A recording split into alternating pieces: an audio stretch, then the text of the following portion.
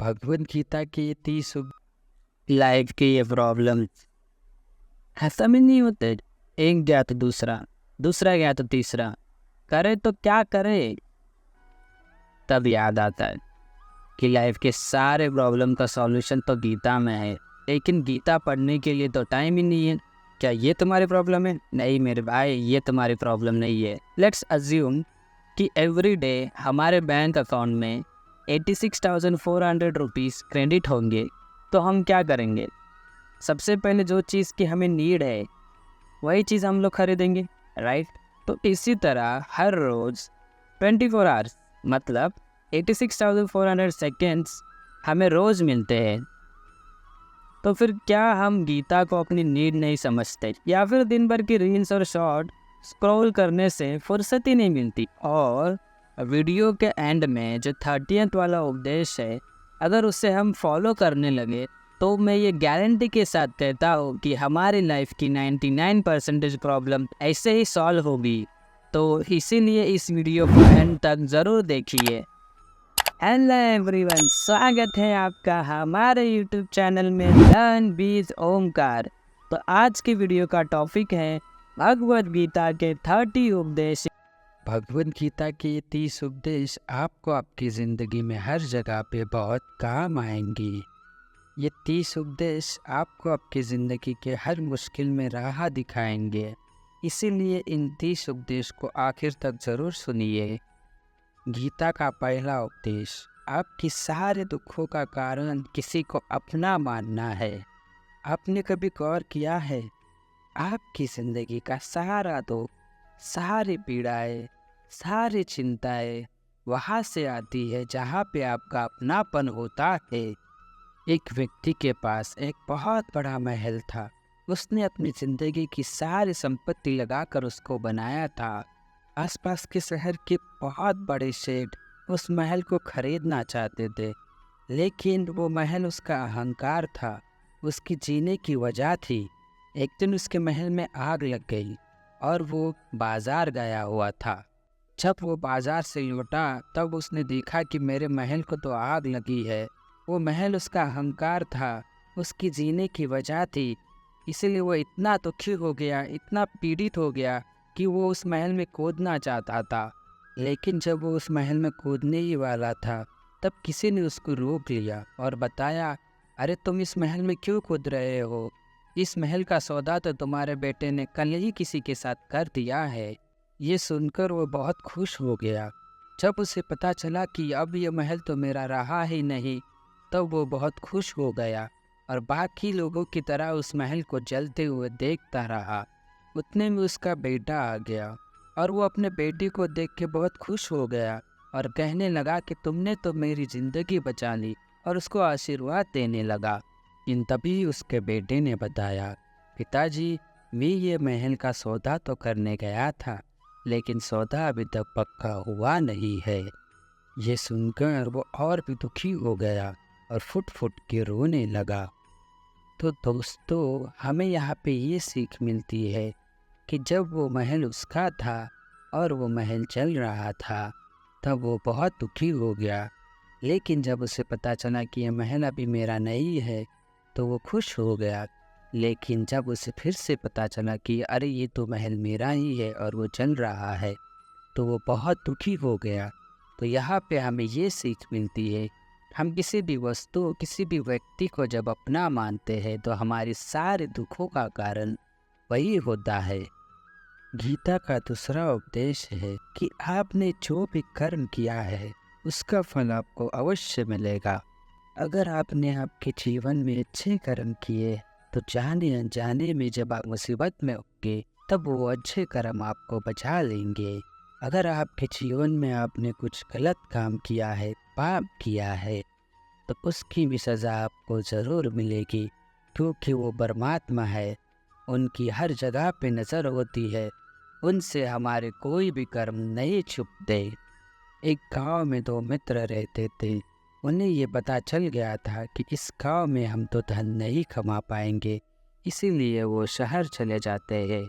शहर में उन्होंने बहुत सारा धन कमा लिया और अच्छा खासा धन कमाने के बाद उन्होंने फिर से गाँव आने का सोचा।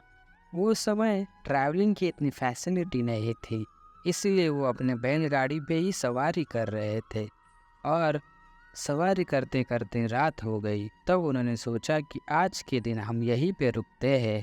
तब उन्होंने डिसाइड किया कि एक बंदा धन की रक्षा करेगा और एक बंदा बाजार जाके भोजन की व्यवस्था करेगा। तो जो बंदा बाजार गया था, उसके मन में पाप आ गया कि ये धन तो हम दोनों को आधा आधा बांटना पड़ेगा। अगर मैं इसको यहीं पे मार दूँ तो पूरा धन मेरा हो जाएगा। तो उसने अपने मित्र के खाने में जहर मिला दिया और उसके मित्र की वही मृत्यु हो गई और वो सारा धन लेके अपने गांव चला गया। और थोड़ी समय के बाद उसको एक पुत्र हुआ, लेकिन वो पुत्र हमेशा बीमार रहता था। उसने अपने जीवन में जो धन कमाया था, वो सारा का सारा धन अपने पुत्र के इलाज में चला गया। जब उसका पुत्र बड़ा हुआ, तब उसने अपने पुत्र को पूछा, बेटा तुम तो हमेशा बीमार रहते हो, इसका कोई कारण? तब उस बेटे ने कहा कि मैं आपका बेटा नहीं हूँ, मैं तो आपका मित्र हूँ जिसे आपने वन में मार दिया था। तो गीता का उपदेश हमें ये सिखाता है कि अगर हमारे जीवन में हमने कभी कुछ गलत काम किया है तो उसका फल हमें आज नहीं तो कल कभी ना कभी तो जरूर ना पड़ेगा। गीता का तीसरा उपदेश यह है कि आज में जियो, कल की चिंता करना छोड़ दो।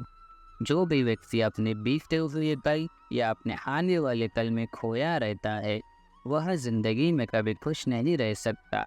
आपको ज़िंदगी में खुशी सिर्फ और सिर्फ तब मिल सकती है जब आप वर्तमान में जी सके, आज के आनंद को जी सके।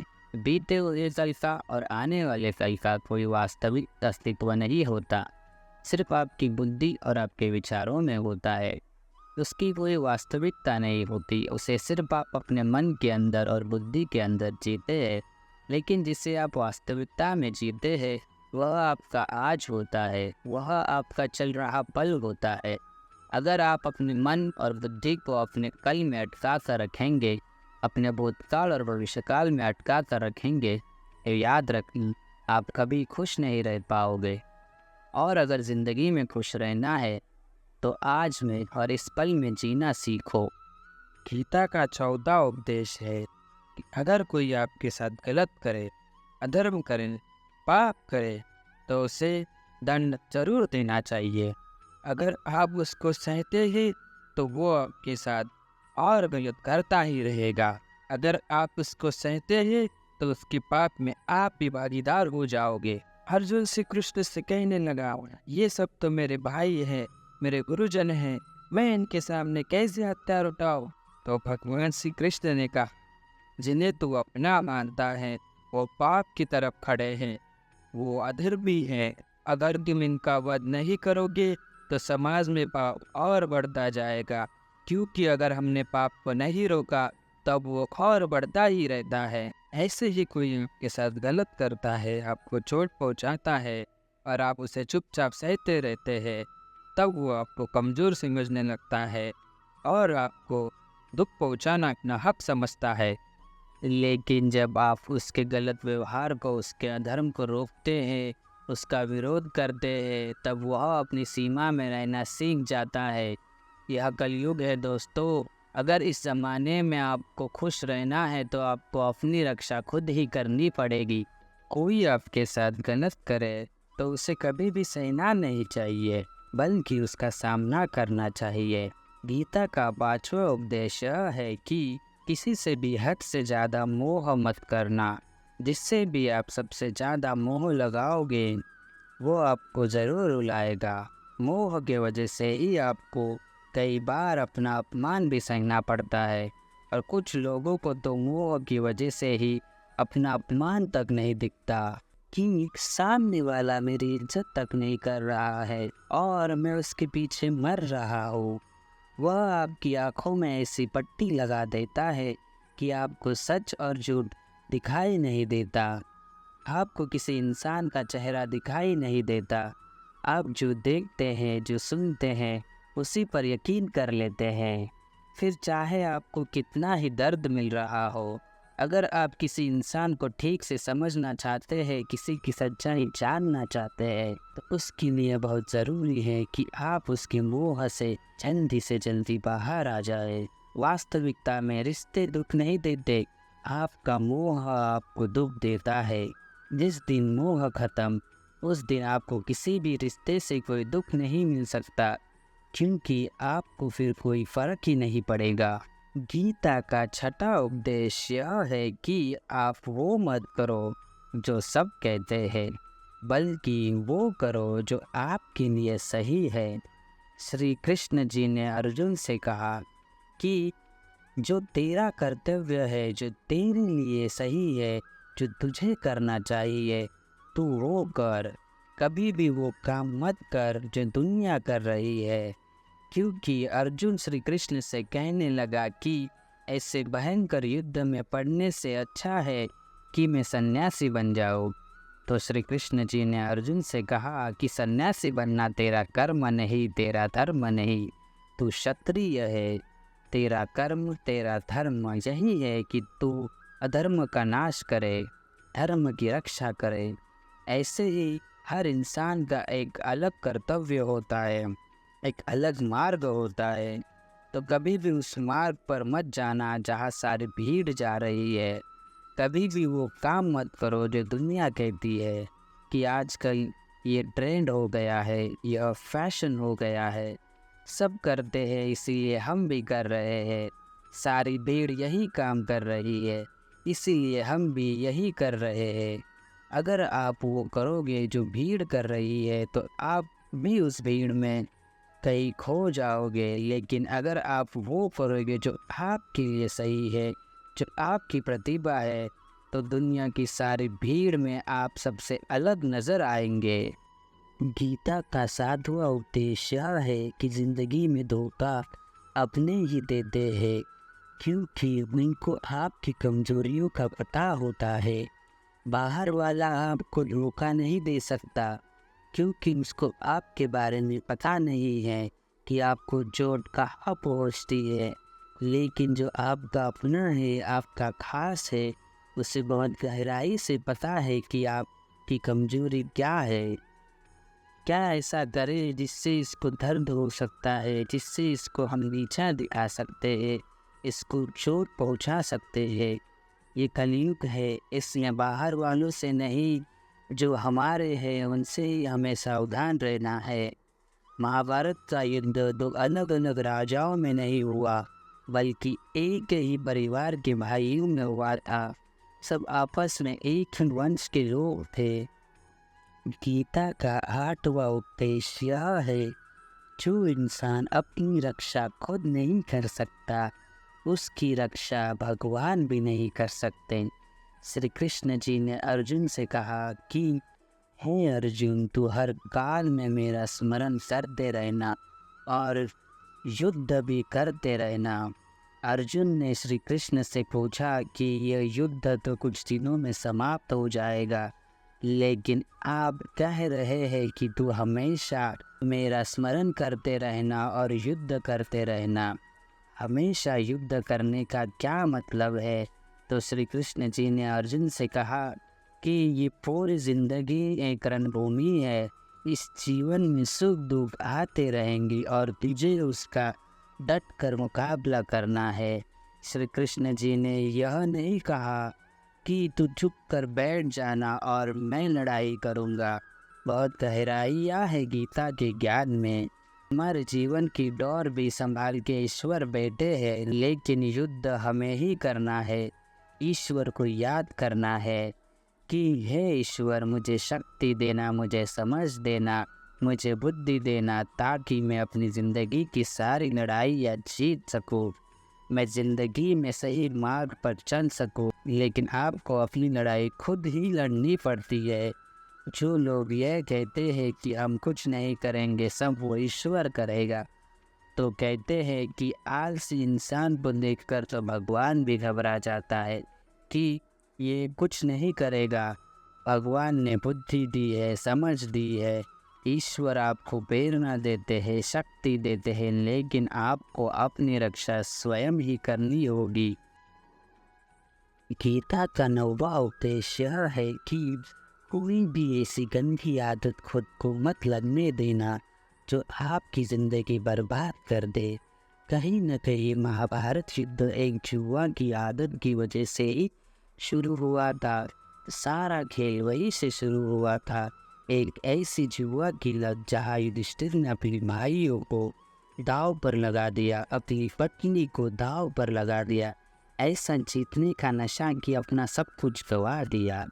ऐसे ही हम भी अपनी ज़िंदगी में जब कोई ऐसी गंदी आदत लगा देते हैं, चाहे वो कोई भी हो, चाहे वो नशे की हो, मोबाइल की हो, किसी इंसान की हो, कोई गलत काम करने की हो, कोई भी गलत आदत जो आपको बर्बाद कर सकती है, अगर आप उसको नहीं छोड़ोगे तो आपका सब कुछ ख़त्म हो जाएगा। इससे पहले कि आपकी आदत आपको ख़त्म करे, आप अपनी गलत आदतों को ख़त्म कर दीजिए।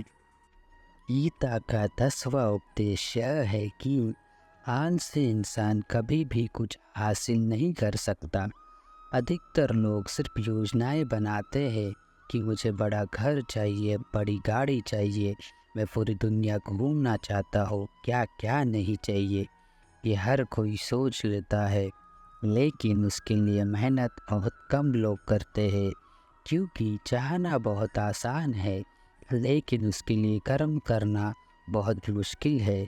एक अच्छा फिट शरीर तो हर कोई चाहता है, लेकिन उसके लिए व्यायाम करना, एक्सरसाइज करना वो आपको ही करना होगा।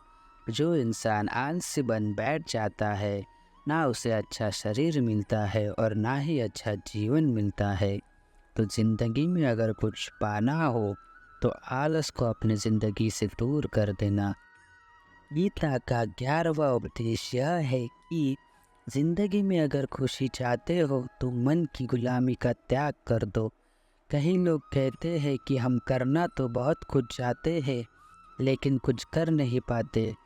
पता भी सब कुछ है क्या करने से हमारी ज़िंदगी बेहतर हो सकती है, क्या चीज़ है जो उनको नुकसान पहुंचा रही है, लेकिन फिर भी कुछ कर नहीं पाते। समझते तो सब कुछ है, लेकिन समझकर भी, चाह कर भी कुछ कर नहीं पाते। वो इसीलिए होता है क्योंकि आप अपने मन के गुलाम बन चुके हो।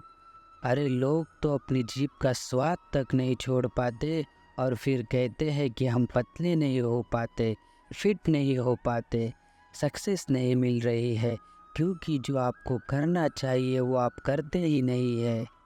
आपका मन सब कुछ समझकर भी आपको वो करने नहीं देता। इसीलिए ज़िंदगी में अगर आगे बढ़ना है, मन से चलना छोड़ दो। जो आपके लिए सही है वो आपको करना ही पड़ेगा। गीता का 12वां उपदेश यह है कि जो आपका है वो आपको मिलकर ही रहेगा, और जो आपको नहीं मिला है उसके लिए रोना छोड़ दो। आप जिसके लिए जितना रोओगे वो चीज़ आपसे उतना ही दूर जाएगी, और जो चीज़ सच में आपकी है वो कहीं न कहीं से आपके पास ज़रूर पहुंच जाएगी। इसीलिए जो आपको ज़िंदगी में हासिल नहीं हो रहा है या हासिल नहीं हुआ, उसका पछतावा करना छोड़ दो, उसके लिए रोना छोड़ दो। गीता का 13वां उपदेश यह है कि आप संसार से जितना प्रेम लगाओगे उतना ही जीवन में दुख और पीड़ा का अनुभव करोगे। गीता का 14वां उपदेश यह है कि जिस इंसान को बात बात पर क्रोध आता है, सुख और शांति उसके जीवन में कभी नहीं आ सकती, क्योंकि जो इंसान बहुत ज़्यादा क्रोधी होता है ना, उसके सारे मित्र उसे छोड़कर चले जाते हैं। वो मन में भी कुढ़ता रहता है, वो अपने मन में भी दर्द में जीता है, तकलीफ़ में जीता है। ज़्यादा गुस्सा करके, ज़्यादा क्रोध करके जो भी आपके पास आए, देखना आप उसे भी नष्ट कर दोगे, और ऐसे इंसान को शांति तो कभी मिलने वाली नहीं है। इसीलिए अपने जीवन में शांति चाहते हो तो बात बात पर गुस्सा करना छोड़ देना चाहिए। गीता का 15वां उपदेश यह है कि चाहे आप किसी की मदद करो या ना करो, लेकिन जानबूझकर भी कभी किसी का दिल नहीं दुखाना चाहिए, क्योंकि जब किसी का दिल आपकी वजह से दुखता है ना, तो याद रखना आपको भी वो दर्द एक दिन ज़रूर मिलेगा। क्योंकि आप किसी का दिल दुखाते हैं तो आपको पता नहीं चलता, लेकिन जब कोई आपका दिल दुखाता है तब आपको समझ में आता है कि दिल पर चोट लगने से कितना दर्द होता है। इसीलिए चाहे आप किसी की मदद करो या ना करो, लेकिन किसी का दिल कभी नहीं दुखाना चाहिए। गीता का 16वां उपदेश यह है कि जो मुश्किल वक्त में, जो दुख के समय में आपका साथ दे, सिर्फ वही आपका अपना है, बाकी सब पराये हैं। अपनेपन का नाटक करने वाले बहुत लोग होते हैं, बड़ी बड़ी बातें करने वाले बहुत लोग होते हैं कि हम आपसे बहुत प्रेम करते हैं। कोई भी दुख हो, कोई भी तकलीफ़ हो, हमें याद करना।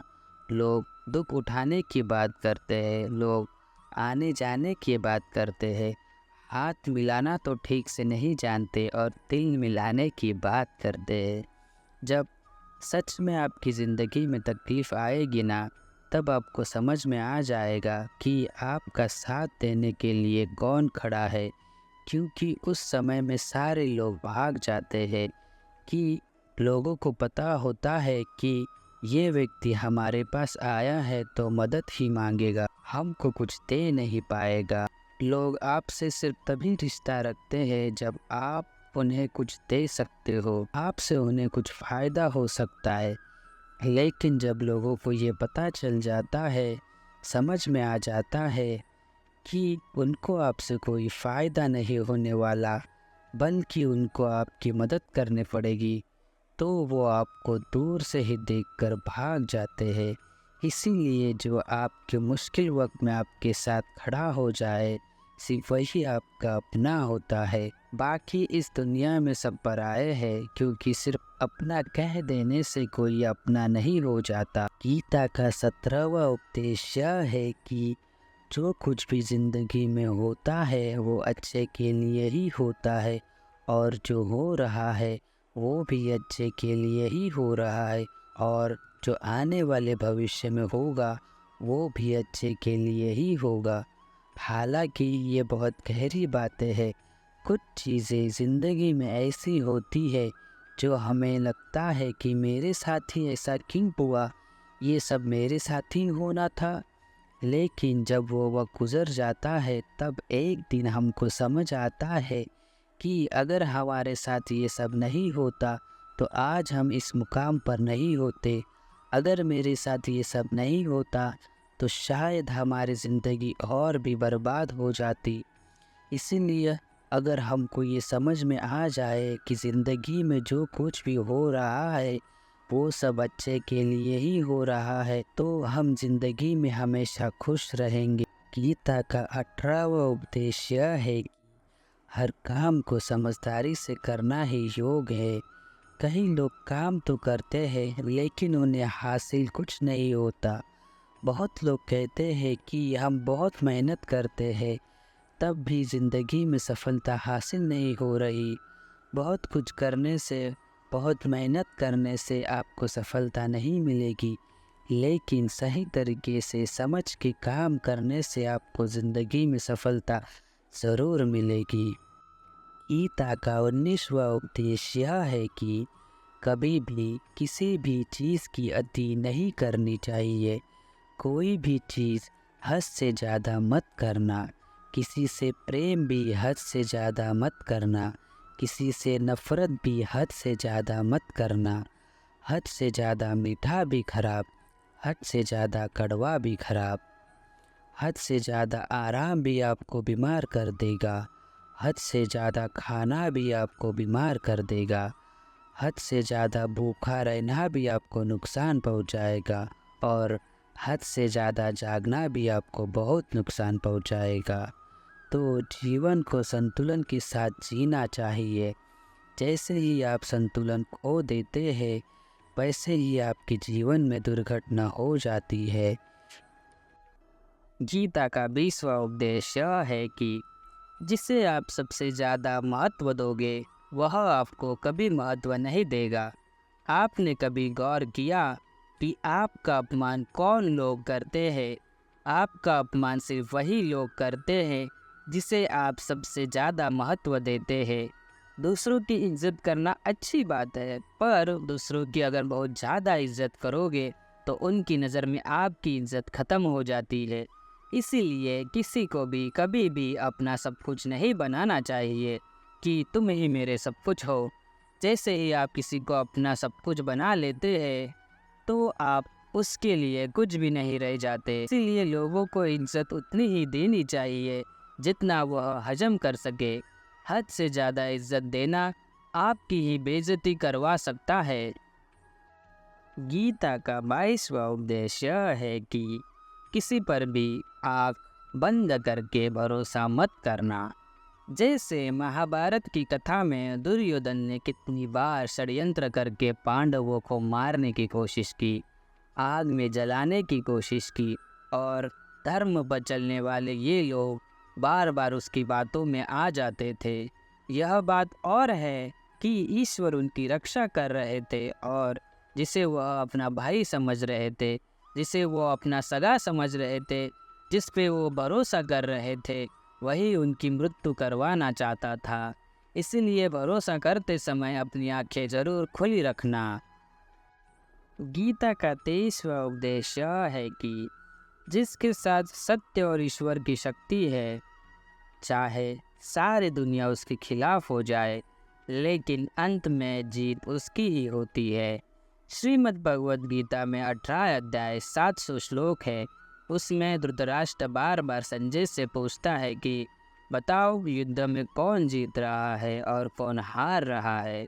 तभी उसे विश्वास था कि महापराक्रमी भीष्म पितामह मेरे पक्ष में है, गुरु द्रोणाचार्य वो मेरे पक्ष में है, कर्ण मेरे पक्ष में है, तो हमें कौन हरा सकता है। लेकिन संजय ने धृतराष्ट्र से कहा कि जहाँ पर ईश्वर है, जहाँ पर सत्य है, हमेशा वही जीतता है। चाहे आपके पास कितनी भी शक्ति क्यों न हो, लेकिन सत्य और ईश्वर जिसके साथ खड़े हो जाए उसे दुनिया में कोई भी नहीं हरा सकता। गीता का 24वां उपदेश यह है कि जीवन में लड़ाई झगड़े से बचना चाहिए, लेकिन जब बात आपके चरित्र, सम्मान और अधिकार की हो तो लड़ना भी चाहिए। अर्जुन भी महाभारत का युद्ध करना नहीं चाहता था क्योंकि सामने उसके अपने खड़े थे, लेकिन श्री कृष्ण जी ने उसे उपदेश दिया कि यहाँ पर बात लड़ाई की नहीं है, तेरी सम्मान की है, तेरे चरित्र की है, तेरे अधिकार की है। जो द्रौपदी के साथ कौरवों ने बड़ी सभा में अपमान किया, उसे नग्न करने की कोशिश की, इतना बड़ा अधर्म किया, वह तुम्हें कभी भी नहीं सहना चाहिए। इसलिए बात जब आपके चरित्र पर आ जाए, आपके सम्मान पर आ जाए, तो चाहे वह अपना ही क्यों ना हो, आपको उसके साथ ज़रूर लड़ना चाहिए। गीता का 25वां उपदेश यह है कि चाहे कितना भी बुरा वक्त आ जाए, लेकिन जो इंसान ज़िंदगी में हिम्मत नहीं हारता, वह सब कुछ हासिल कर सकता है। जब पांडव लोग जुए में सब कुछ हार गए, तब उनको 12 साल के लिए वनवास मिला और 1 साल के लिए अज्ञातवास मिला। वो भिक्षा करके अपनी ज़िंदगी को पालते थे, जंगलों में भटकते रहते थे, भयानक जानवरों के बीच। लेकिन इतना मुश्किल वक्त झेलने के बाद भी आखिर में विजय उनकी ही हुई, क्योंकि उन्होंने अपनी हिम्मत कभी भी खोने नहीं दी। ऐसे ही आपकी ज़िंदगी में कितना ही मुश्किल वक्त क्यों ना आ जाए, लेकिन आपके अंदर अगर हिम्मत है तो जीत आपकी ही होगी। गीता का 26वां उपदेश यह है कि जो किसी और का है उस पर कभी अधिकार मत जमाना, कभी कब्जा मत जमाना। जब शकुनी ने षड्यंत्र करके पांडवों को हस्तिनापुर से अलग करवा दिया, एक खांडोप्रस्थ का राज्य दे दिया, जहाँ की भूमि बंजर थी, जहाँ कुछ नहीं हो सकता था, लेकिन पांडवों ने उस शहर को इतना सुंदर बनाया, इतना वैभवशाली बनाया कि हस्तिनापुर भी उसके आगे फीका लगने लगा। और उनके उस वैभव को देख के, सुख को देख के दुर्योधन अंदर ही अंदर जलता था। उसने कई बेईमानियाँ करके, कई षड्यंत्र करके उनका वह खांडवप्रस्थ भी उनसे छीन लिया। जो चीज़ उसकी नहीं थी उस पर कब्जा किया, तो उसके आखिर में परिणाम यही हुआ कि जो चीज़ उसके पास थी वो भी उसके पास नहीं रही। इसलिए जो आपका नहीं है कभी भी उस पर अधिकार मत जमाना। गीता का 27वां उपदेश यह है कि वही इंसान ज़िंदगी में सफल माना जाएगा जो अंदर से हमेशा खुश रहता है। बाहर से तो सब खुश दिखाई देते हैं, लेकिन अंदर से इंसान अशांति से भरा रहता है। बहुत पैसा कमा लिया, कामयाबी हासिल कर ली, लेकिन वह कामयाबी असली नहीं है। असली कामयाबी तब मानी जाएगी जब आपका मन खुश रहता है। गीता का 28वां उपदेश यह है कि आप जो अन्न खाओगे वैसा ही आपका मन और आपकी बुद्धि होगी। आप वैसा ही कर्म करोगे, वैसा ही आचरण करोगे। सात्विक अन्न खाओगे तो आपका मन भी सात्विक होगा, सात्विक व्यवहार भी करोगे, सोच भी आपकी अच्छी होगी। तमोगुनी और रजोगुनी आहार करोगे तो आपकी बुद्धि भी वैसी होगी, आप काम भी वैसा ही करोगे। श्री कृष्ण जी ने भगवद गीता में सात्विक, राजसी और तामसी इन 3 आहारों का विस्तार से वर्णन किया है कि क्या खाना चाहिए, क्या नहीं खाना चाहिए। पर सार यही है, जो मनुष्य सात्विकता से भोजन करता है, सात्विक भोजन करता है, उसे जीवन में शांति और सुख जरूर मिलते हैं। गीता का 29वां उपदेश यह है कि बुरा इंसान कभी भी अपनी बुराई नहीं छोड़ेगा। चाहे आप उसके साथ कितना भी अच्छा चलो, वो आपको तकलीफ़ ही देगा। इसीलिए जो जैसा है आप उसके साथ वैसा ही व्यवहार करो। बुरे इंसान के साथ आप कितना भी अच्छा बन जाओ, वो कभी अच्छा नहीं बनने वाला। दुर्योधन जंगल में पांडवों को मारने के लिए गया था, लेकिन वहाँ पर भीलों ने दुर्योधन को पकड़ लिया। उसका मित्र कर्ण भी उसे छोड़कर भाग गया।